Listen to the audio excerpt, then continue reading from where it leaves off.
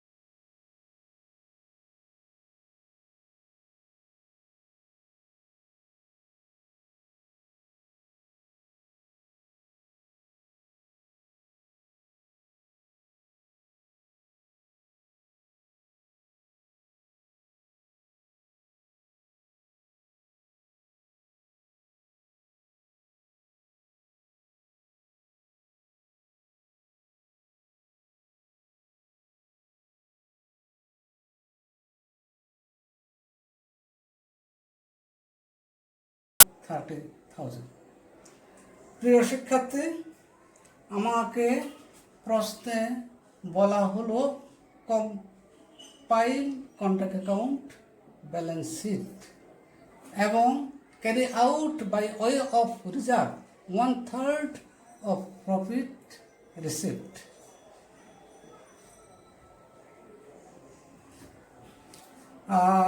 Contract account modern লিমিটেডের final account. Modern লিমিটেডের শুধু অনলি ওয়ান কন্ট্রাক্ট, তাহলে আমরা করব কন্ট্রাক্ট অ্যাকাউন্ট এবং ব্যালেন্স শিট। আমরা জানি চূড়ান্ত হিসেবের মধ্যে ট্রায়াল ব্যালেন্সের ক্রেডিট পাশে যে খতিয়ানগুলি থাকে ওই খতিয়ানগুলি ক্রেডিট পাশে বসবে। হয়তো কন্ট্রাক্ট অ্যাকাউন্টের ক্রেডিট, না হয় ব্যালেন্স শিটের ক্যাপিটাল অ্যান্ড লাইবিলিটিস। আর ট্রায়াল ব্যালেন্সের ডেবিট পাশে যে টাকা থাকবে, যে খতিয়ানগুলি থাকবে, এগুলি বসবে কন্ট্রাক্ট অ্যাকাউন্টের ডেবিট পাশে অথবা ব্যালেন্স শিটের অ্যাসেট পাশে, যে কোনো এক জায়গায়। আর এখানে যে সমন্বয়গুলি আছে, প্রতিটা সমন্বয় আমরা দুইবার লিখব, একবার ডেবিট একবার ক্রেডিট। তাহলে দেখা যাক আমরা অঙ্কটা শুরু করি। প্রথমে শেয়ার ক্যাপিটাল পাশে ব্যালেন্স শিটের লাইবিলিটিস 1,20,000। তারপর ক্রেডিটর্স 10,000, দায়ের পাশে ক্রেডিট পাশে 10,000 ক্রেডিটর্স।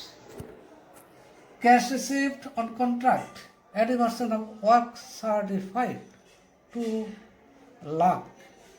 ক্রেডিট পাশে আমরা আমাদের নোট নাম্বার 2 লেখা আছে ওয়ার্ক ইন প্রোগ্রেস, সম্পত্তি থেকে আমরা বিয়োগ করলাম cash receive from contracting 2 lakh. সম্পত্তি থেকে বিয়োগ করার অর্থ ক্রেডিট, এখানে আছে ক্রেডিট। তারপর ল্যান্ড অ্যান্ড বিল্ডিংস, ডেবিট, সম্পত্তি, সম্পত্তি মানে land and building 45,000। Bank balance 23,000, debit, সম্পত্তি ডেবিট 23,000, ডেবিট একবার। চার্জ টু কন্ট্রাক্ট, কন্ট্রাক্ট ঠিকা কার্যে এই টাকাগুলি চার্জ করা হয়েছে। অতএব দেখা যাক, ম্যাটেরিয়ালস 90,000, ডেবিট, ম্যাটেরিয়ালস কন্ট্রাক্ট অ্যাকাউন্টের ডেবিট পাশে 90,000। প্লান্ট 25,000, এই প্লান্ট কন্ট্রাক্ট অ্যাকাউন্টে ব্যবহৃত হয়েছে, তবে ব্যবহার হওয়ার ফলে যে মূল্যটা হ্রাস পাবে সেই মূল্যটা আমরা কন্ট্রাক্ট অ্যাকাউন্টে ডেবিট পাশে লিখব, আর প্লান্টের পুরা মূল্যটা আমরা ডেবিট পাশে লিখব কোম্পানির সম্পত্তি হিসেবে। প্লান্ট 25,000, ডেবিট, রেওয়া মিল ডেবিট। ওয়েজেস 1,40,000, ওয়েজেস কন্ট্রাক্ট অ্যাকাউন্টে ডেবিট পাশে 1,40,000। ডাইরেক্ট এক্সপেন্সেস কন্ট্রাক্ট অ্যাকাউন্টে ডেবিট পাশে direct expenses 5,000। General expenses 2,000, contract অ্যাকাউন্টে ডেবিট পাশে জেনারেল ওভার হেড 2,000। প্রিয় শিক্ষার্থী, আমার ট্রায়াল ব্যালেন্স শেষ। এবার সমন্বয়, প্রতিটা সমন্বয় আমি দুইবার লিখব, একবার ডেবিট একবার credit. of which the contract price was টাকা 5 লাখ, ঠিকা মূল্য 5 লক্ষ টাকা। এখানে কোনো লেনদেন সংগৃহীত হয় নাই, অতএব এটা আমরা হিসাবভুক্ত করব না। of the plant and material charge to contract, plant costing টাকা 5,000 and materials costing টাকা 4,000 were lost in an accident, দুর্ঘটনাবশত লস্ট। তাহলে আমরা প্লান্ট কস্টিং 5,000, আমরা প্লান্ট থেকে 5,000 টাকা অ্যাক্সিডেন্টে লস্ট বিয়োগ করব, যেটিটা ক্ষতি প্লান্ট থেকে বিয়োগ করলে ক্রেডিট। এই খরচকে কন্ট্রাক্ট অ্যাকাউন্টের খরচ হিসেবে ধরা যাবে না, এটা কোম্পানির জেনারেল প্রফিট অ্যান্ড লস অ্যাকাউন্টের ক্ষতি। এই জন্য দায়ের পাশে যে প্রফিট হবে সেখান থেকে প্লান্টের অ্যাক্সিডেন্টাল লসটা বিয়োগ করতে হবে। প্রফিট থেকে বিয়োগ করলে ডেবিট, আর অ্যাসেট থেকে বিয়োগ করলে ক্রেডিট। অতএব সময়টা দুইবার লেখা হলো। নেক্সট, ম্যাটেরিয়ালস কস্টিং টাকা 4,000 were lost in an accident. Material contract অ্যাকাউন্টে ডেবিট পাশে 90,000, অ্যাক্সিডেন্টাল লস কত টাকা? 4,000 টাকা। এই টাকা কন্ট্রাক্ট অ্যাকাউন্টের ক্ষতি হিসেবে দেখানো যাবে না। এই 4,000 টাকা এই 90,000 টাকা থেকে লেস করতে হবে, অথবা ক্রেডিট পাশে লিখতে হবে। ক্রেডিট পাশে লিখলে অলরেডি ডেবিট পাশে থেকে মাইনাস হবে। তাহলে প্রফিট অ্যান্ড লস অ্যাকাউন্ট 4,000, তার অর্থ ডেবিট পাশে ম্যাটেরিয়াল থেকে লেস হলো, সাথে সাথে এটা কন্ট্রাক্ট অ্যাকাউন্টের লস নয়, এটা জেনারেল প্রফিট অ্যান্ড লস অ্যাকাউন্টের লস। অতএব দায়ের পাশে নেট প্রফিট থেকে less material lost in an accident, material net profit general profit and loss account থেকে লেস করলে ডেবিট, আর কন্ট্রাক্ট অ্যাকাউন্টের ক্রেডিট। তাহলে এই সময়টাও দুইবার লেখা হলো, একবার ডেবিট একবার credit. On 31st December 2019, plant costing টাকা 5,000 were returned to store. তাহলে আমার সম্পত্তি পাশে যে প্লান্ট আছে সেখান থেকে 5,000 টাকা লেস, আবার প্লান্ট অ্যাট স্টোর 5,000 টাকা, একবার ক্রেডিট একবার ডেবিট।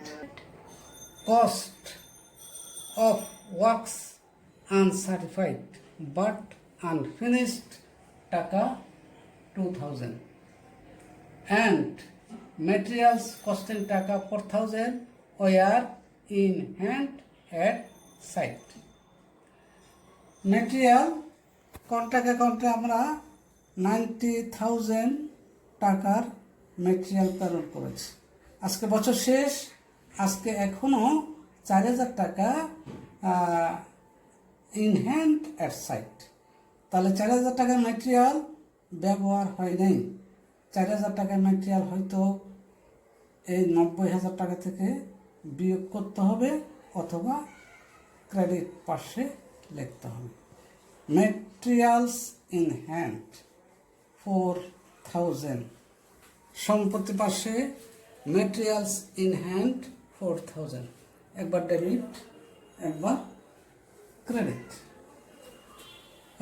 আনসার্টিফাইড 2,000, আনসার্টিফাইড আমরা কস্ট অফ আনসার্টিফাইড ওয়ার্ক 2,000 এই টাকাটা আমরা এখানে লিখলাম, কিন্তু এটা আসলে আমরা দুতরফা দাখিলা পদ্ধতি অনুসারে লিখব না।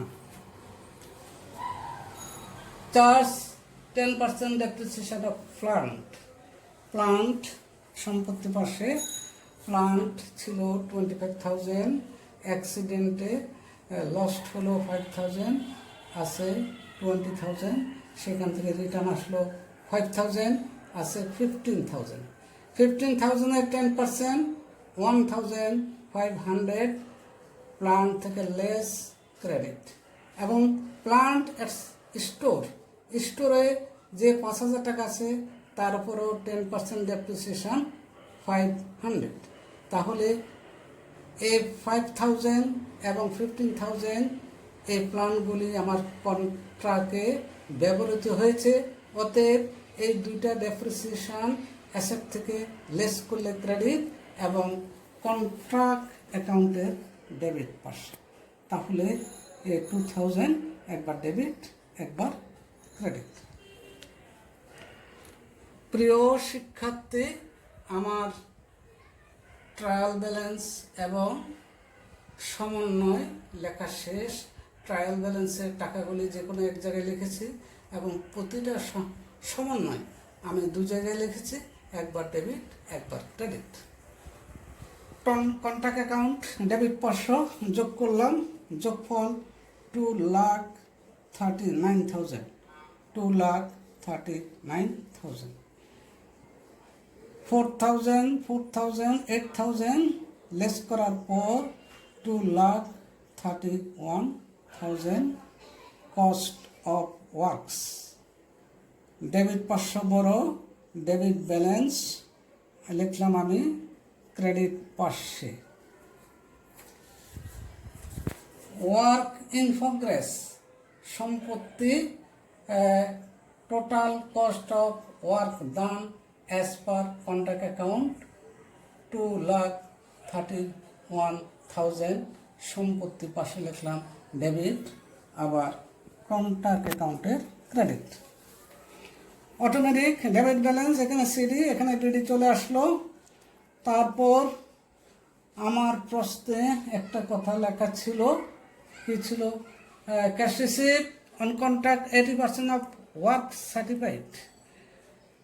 আমি ক্যাশ 2 লক্ষ টাকা পেয়েছি, এই 2 লক্ষ টাকা হলো ওয়ার্ক সার্টিফাইড এর 80%। তাহলে ওয়ার্ক সার্টিফাইড বের করতে হলে 2 লক্ষ টাকাকে 80 দিয়ে ভাগ করতে হবে, 100 দিয়ে গুণ করতে হবে। 2 লক্ষ টাকাকে আমরা 80 দিয়ে ভাগ করলাম, 100 দিয়ে গুণ করলাম, 2,50,000 value of work certified. Value of work certified এবং আনসার্টিফাইড যোগ করলে 2,52,000 ক্রেডিট পাশে, ডেবিট পাশে নিয়ে আসলাম 2,52,000। কস্ট অফ ওয়ার্কস লেস করার পর 21,000, এই টাকার নাম হলো নোশনাল প্রফিট। নোশনাল প্রফিট থেকে পুরা টাকাকে প্রফিট হিসেবে গণ্য করা যায় না। আমার প্রশ্নে একটা নির্দেশ দেওয়া আছে। নির্দেশটা ছিল carry forward by way of reserve 1/3 of profit receipt. তাহলে রিজার্ভ, আমি নোটে যাব, calculation of profit provision. Provision means reserve. এখানে একটা সূত্র আছে, সমান সমান 1/3 ইন্টু নোশনাল প্রফিট, প্রশ্নে বলা আছে 1/3 into cash receive divided by work certified equal to 1/3। আমার অঙ্কে পাওয়া গেছে notional profit 21,000 into cash receive, প্রশ্নে দেওয়া আছে 2 লাখ, ওয়ার্ক সার্টিফাইড প্রশ্নে পাওয়া গেছে 2,50,000 ইকুয়াল টু 5,600। তাহলে নোশনাল প্রফিট নামমাত্র লাভ, যদি প্রভিশন পাওয়া গেল 5,600, 21,000 থেকে 5,600 লেস করলে পাওয়া যায় 15,400। এটা প্রফিট অ্যান্ড লস কন্ট্রাক্ট অ্যাকাউন্টের ভাষায় এই টাকাকে প্রফিট হিসেবে গণ্য করা যাবে। আমি এই কর্মগুলি করলাম শুধু এই প্রফিটটা বের করার জন্য। আর এই প্রফিটটা আমি আমার অঙ্কের ভিতরে দুইবার লিখব, একবার ডেবিট আর একবার ক্রেডিট। ওয়ার্ক ইন প্রোগ্রেস সম্পত্তি, সম্পত্তির সাথে প্রফিট অ্যান্ড লস অ্যাকাউন্টের প্রফিট যোগ করতে হবে। তাহলে আমার সম্পত্তি বৃদ্ধি পেল, সাথে সাথে সাথে সাথে দায়ের পাশে profit and loss account, profit from contract 15,400। একদিকে দায় বৃদ্ধি পেল, আরেকদিকে সম্পত্তি বৃদ্ধি পেল, তাহলে দুইবার। প্রিয় শিক্ষার্থী, এখন balance sheet as a 31 December 2019। আমি নেট প্রফিটের থেকে less lost in an accident 9,000 বিয়োগ করলাম 6,400। এখানে প্লান্ট 13,500, আবার প্লান্ট এট স্টোর 4,500। আর ওয়ার্ক ইন প্রোগ্রেস 2,31,000 এর সাথে 15,400 প্রফিট যোগ করলাম, আবার ক্যাশ রিসিপ্ট 2 লাখ বিয়োগ করলাম 46,400। ডেবিট ব্যালেন্স বড়, work in progress, work in progress. আমার অঙ্ক লেখা শেষ। এবার যদি আমরা ব্যালেন্স শিটের দায়ের পাশে যোগ করি, যোগফল 1,36,400, সম্পত্তি পাশে যোগ করলে 1,36,400। প্রশ্নের রিকোয়ারমেন্ট অনুসারে আমাদের কন্ট্রাক্ট অ্যাকাউন্ট করা হলো, আমাদের ক্যালকুলেশন অফ প্রফিট প্রভিশন নির্ণয় করা হলো এবং ব্যালেন্স শিট নির্ণয় করা হলো। প্রিয় শিক্ষার্থী, ইতিমধ্যে আমরা কন্ট্রাক্ট কস্টিং থেকে 2টা অঙ্ক করা শেষ হলো। এই 2টি অঙ্ক যদি আমরা ভালো করে বুঝি, এই বইতে যতগুলি অঙ্ক আছে অধিকাংশ অঙ্ক বুঝতে আমাদের কোনো অসুবিধা হবে না। তারপরেও আমি জানি অনেকের অনেক সমস্যা থাকবে। তোমাদের কোনো সমস্যা যদি থেকে থাকে আমার সাথে মোবাইলে ব্যক্তিগতভাবে যোগাযোগ করবে, আমি তোমাদের সমস্যার সমাধান করার জন্য আপ্রাণ চেষ্টা করব। আজকের মতো এখানে শেষ। সবাই ভালো থেকো, খোদা হাফেজ।